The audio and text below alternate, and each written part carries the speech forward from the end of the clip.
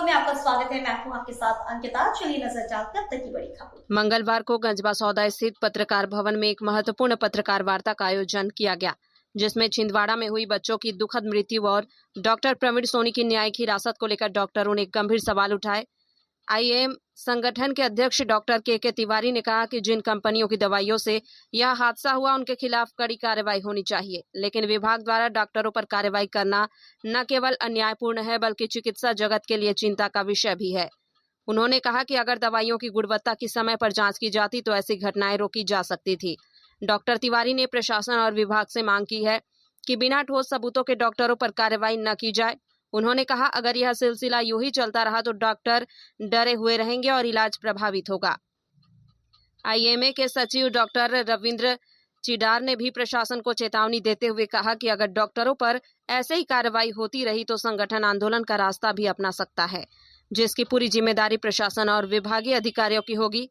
डॉक्टरों ने स्पष्ट किया कि बच्चों की मौत पर उन्हें भी गहरा दुख है, लेकिन दोषियों को बचाकर डॉक्टरों को बलि का बकरा बनाना स्वीकार्य नहीं होगा, क्योंकि लैब के अलावा सरकार भी जिम्मेदार है। के द्वारा आज डॉक्टर सोनी की गिरफ्तारी जो कि छिंदवाड़ा में विगत दिनों 24 बच्चों की डेथ हुई है, उसके परिप्रेक्ष्य में हम लोग गंजवासला के आईएमए डॉक्टर्स ने ये मीटिंग रखी है, पत्रकार वार्ता।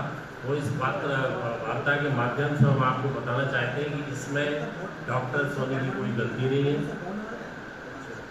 डॉक्टर सोनी ने वही दवा लिखी जो कि मेडिकल स्टोर पर उपलब्ध थी और जिसको सरकार की औषधि नियंत्रक लोगों ने पास किया था, जो मैन्युफैक्चर हो गए आईटी सर्टिफाइड दवा थी, और उसमें डॉक्टर के ऊपर जो चार्जेस लगाए गए हैं वो अनुचित हैं और इनको दोबारा से रिव्यू किया जाए। और सरकार से हमारी गुजारिश है कि ऐसे मामलों की पुनरावृत्ति फिर न हो, जिससे कि हमारी समाज को, बच्चों को हानि हो।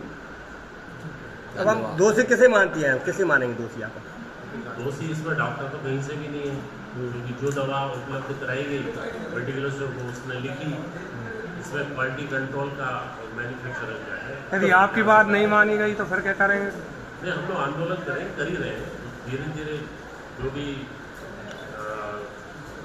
हाँ सम्मानजनक आंदोलन करेंगे। ऐसा नहीं, हम डॉक्टर हैं, पढ़े लिखे बुद्धिजीवी लोग हैं, इसलिए अपनी बात को धीरे धीरे हर फोरम को उठा रहे हैं। इसलिए हम आज आप तो कुल मिलाकर सरकार इसमें दोषी है पूरी तरह से।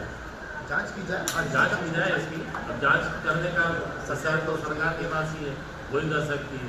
हम तो केवल गुहार कर सकते हैं, तो हम कर रहे हैं। धन्यवाद।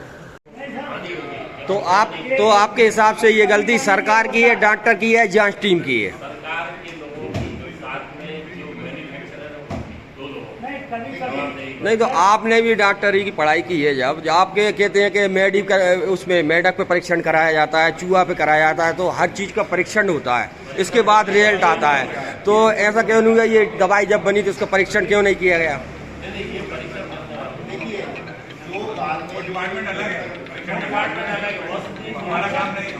तो वो इसमें गलती किसकी मानी जाएगी? बनाने वाली बंधु हमारे यहाँ है, जो क्वालिटी चेक करते नहीं, जो भाई ये तो जो दवा आई हुआ हम तो बोले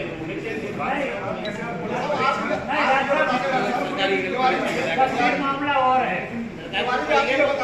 हम पेशेंट को लेके जाए हमारा पेशेंट खत्म ना, आपकी